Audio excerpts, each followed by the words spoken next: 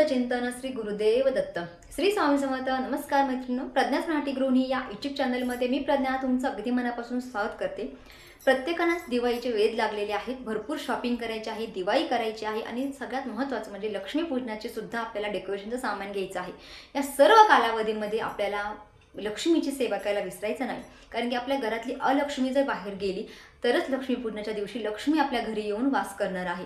आणि प्रत्येकाला असं वाटतं की आपल्या घरी लक्ष्मी राहावी, अलक्ष्मीचा नाश व्हावा आणि आपल्या घरामध्ये लक्ष्मी कायमस्वरूपी वास्तव्य राहावी, यासाठी प्रत्येकजण झटत असतो। त्यासाठीच आपण लक्ष्मीपूजन करत असतो। पण त्यापूर्वी जर आपल्या घरातली अलक्ष्मी बाहेर नाही गेली, आपण किती जरी सेवा केली तर लक्ष्मी आपल्या घरामध्ये वास करणार नाही, कारण की जिथे अलक्ष्मी आहे तिथे लक्ष्मी कधीच नसते।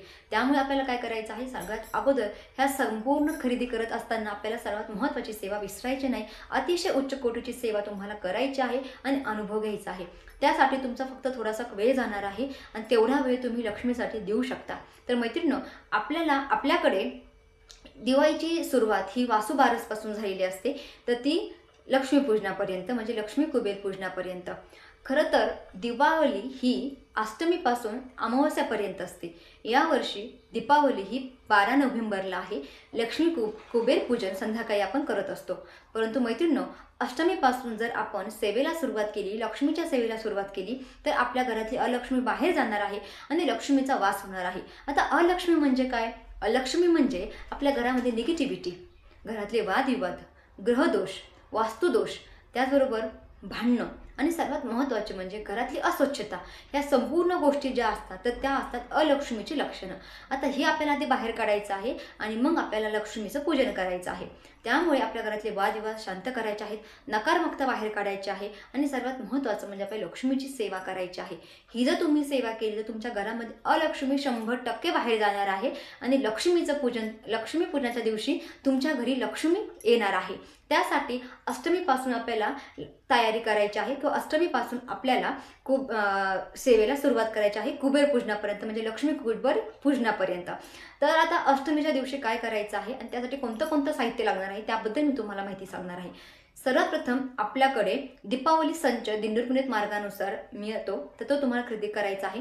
त्यामध्ये तुम्हाला दीपावलीचा संच आहे, त्यामध्ये तुम्हाला स्वामी समर्थ महाराजांचा फोटो, श्रीयंत्राचा फोटो, अत्तर, हिना अत्तर मिळत असतं, त्याचबरोबर गुलाबजल, गोमूत्र, स्वामी महाराजांची रक्षा मिळत असते, पिवळी मोहरी मिळत असते आणि असं संपूर्ण साहित्य त्या दीपावली संचामध्ये असतं।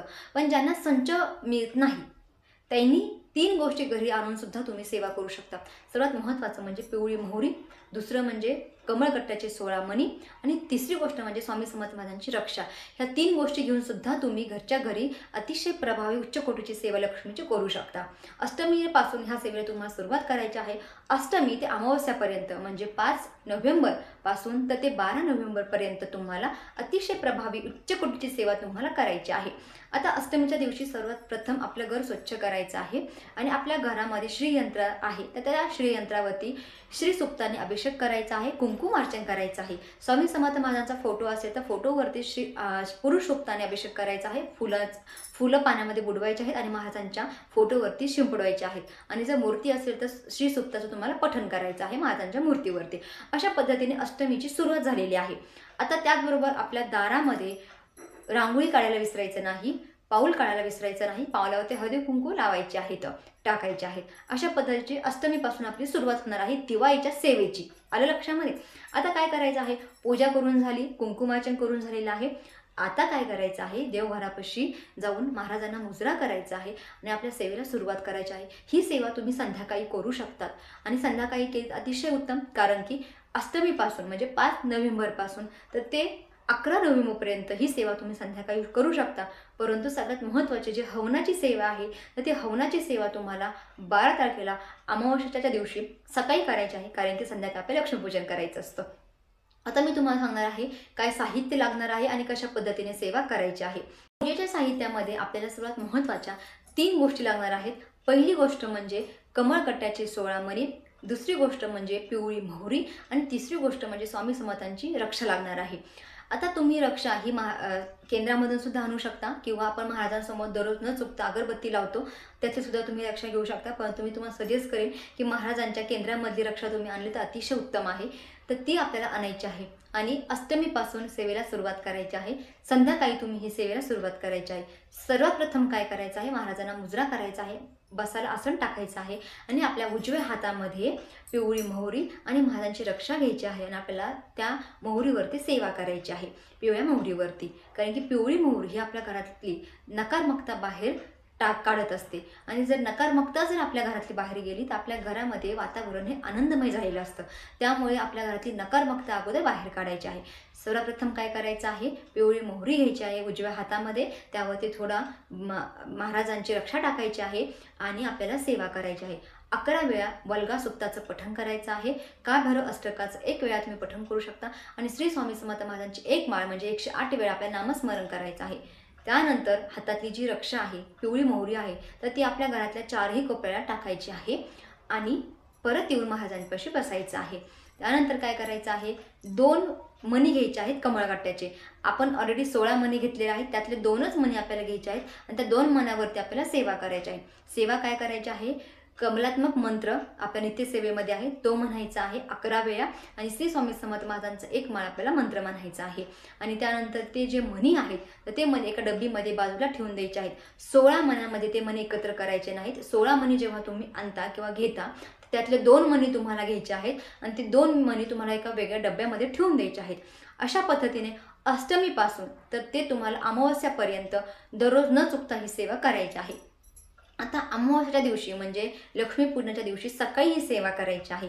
जशाच तशी सेवा करायची आहे आणि त्यानंतर ते जे संपूर्ण जे 16 मण्यांवरती आपली सेवा झालेली आहे त्या मण्याचं आपल्याला हवन करायचं आहे. त्यापूर्वी काय करायचं आहे, सकाळी 12 तारखेला लवकर उठायचं आहे, संपूर्ण सेवा करून घ्यायची आहे. सेवेमध्ये जशाच तसं पिवळ्या मोहरीवरती काय भैरव अष्टकाचं पठण करायचं आहे, 4ही कोपऱ्यामध्ये ते टाकायचं आहे. कमळगट्ट्याच्या मण्यांवरती तर ते आपण सांगितलेली सेवा करायची आहे, कमळात्मक मंत्रांची आणि स्वामी समर्थ महाराजांची सेवा करायची आहे आणि ते संपूर्ण 16 मण्या ते एकत्र करायचे आहेत. शुद्ध तुपाच्या गाईच्या तुपामध्ये भिजू घालायचे आहेत. 10 ते 15 मिनिट तुम्ही भिजून घालू शकता व त्यानंतर तुम्हाला हवन करायचं आहे. आता हवन करत असताना तुम्हाला हवन कुंड लागेल, पण जर तुमच्यापाशी नसेल तर तुम्ही एखाद्या पातेल्यामध्ये सुद्धा तुम्ही ही सेवा करू शकता किंवा एखाद्या छोटंसं गमिलं घेऊन सुद्धा तुम्ही त्याच्यामध्ये ही सेवा करू शकता. तर तुम्हाला काय करायचं आहे, सर्वात अगोदर छोटीशी गाईचे जे गौरी असते तर ती गौरी घ्यायची आहे, त्यावरती तूप टाकायचं आहे, भीमसेनी कापूर लावायचा आहे आणि आपल्याला हवनाला सुरुवात करायची आहे. शुद्ध तूप तिथे लागणार आहे. 2-2 चमचे आपल्याला हवनला सुरुवात करायची आहे. जेव्हा तुम्ही हवन करता तेव्हा हवनामध्ये सुद्धा आपल्याला महत्त्वाच्या सेवा करायच्या आहेत. सर्वात प्रथम आपल्याला श्री स्वामी समर्थ 11 वेळा म्हणायचं आहे आणि तुपाची आहुती द्यायची आहे. त्यानंतर आपल्याला नवार्ण मंत्र म्हणायचा आहे आणि 11 वेळा तुम्हाला नवार्ण मंत्राची आहुती द्यायची आहे आणि गायत्री मंत्राची 24 वेळा म्हणायचं आहे. 24 वेळा तुम्हाला आहुती द्यायची आहे. आता आहुती देत असताना काय करायचं आहे, समजा तुम्ही स्वामी समर्थ महाराजांचा जप करत आहुती देत आहात तुपाची, तर काय म्हणायचं आहे, श्री स्वामी समर्थ नमः स्वाहा. जेव्हा तुम्ही स्वाहा म्हणता तेव्हा आपल्याला तिथे तूप टाकायचं आहे, कारण की अग्नीचं तोंड तेव्हा उघडं झालेलं असतं आणि त्यांना आपल्याला प्रसाद द्यायचा आहे, अग्नीला शांत करायचं आहे, प्रसाद द्यायचा आहे. तेव्हा आपण जेव्हा स्वाहा म्हणतो तेव्हाच आपल्याला ते तूप आपल्याला टाकायचं असतं हवनकुंडामध्ये किंवा आपल्या पातेल्यामध्ये, लक्षामध्ये. अशा पद्धतीने तुम्हाला ही सेवा करायची आहे. श्री स्वामी समर्थ मंत्र 11 वेळा म्हणायचा आहे, गायत्री मंत्र 24 वेळा आणि नवार्ण मंत्र 11 वेळा. नवार्ण मंत्र म्हणत असताना ओम ऐं ईं क्लीं चामुंडाय उच्चे नमः स्वाहा असं म्हणत तुम्हाला तिथं हवनकुंडावरती हवन करायचं आहे. आता ही झालं आपल्याला मंत्रांचे हवन. आता आपल्याला काय करायचं आहे, कमळगट्ट्याच्या मण्यांचं आवाहन करायचं आहे. तेव्हा आपल्याला कमलात्मक मंत्राचं आवाहन करायचं आहे आणि तेव्हा आपण 1-1 मणी देऊन आपल्याला हवन करायचं आहे. 16 मणी म्हणजे 16 वेळा आपल्याला कमळात्मक मंत्राचं हवन करायचं आहे आणि जेव्हा तुम्ही स्वाहा म्हणता तेव्हाच मणी आपल्याला त्या हवनामध्ये टाकायचं आहे, म्हणजे जेणेकरून अग्नी शांत झालेली असणार आहे आणि आपल्या घरातली अलक्ष्मी बाहेर जाऊन लक्ष्मीचा वास झालेला आहे आणि संध्याकाळी आपले लक्ष्मीपूजन करायचं आहे. अतिशय महत्त्वाची सेवा आहे. जर तुम्ही कर्जबाजारी झालेले असाल तर कर्जबाजारातून मुक्त होण्यासाठी अतिशय प्रभावी सेवा आहे, तुम्ही नक्की करा. प्रत्येकाला असं वाटतं की आपल्या घरामध्ये लक्ष्मी असावी, पण ती लक्ष्मी आणण्यासाठी सुद्धा आपल्याला सेवा करायची असते. आलेली लक्ष्मी स्थिर राहावी आणि आपल्याला घरामध्ये सुख समृद्धी प्राप्त होण्यासाठी अतिशय महत्त्वाची उच्च कोटीची सेवा आज मी तुम्हाला सांगितलेली आहे. आय होप तुम्हाला माझा छोटासा व्हिडिओ नक्कीच आवडलेला असणार आहे. व्हिडिओ आवडला तर नक्कीच चॅनल लाईक करा, शेअर करा आणि प्रज्ञाच मराठी गृहिणी या यूट्यूब चॅनलला सबस्क्राईब करा. झाली छोटीशी सेवा माझ्या चॅनल रुजू करते आणि तुमची सर्वांची रजा घेते. अवधूत चिंतन श्री गुरुदेव दत्त. श्री स्वामी समर्थ. जय जय स्वामी समर्थ.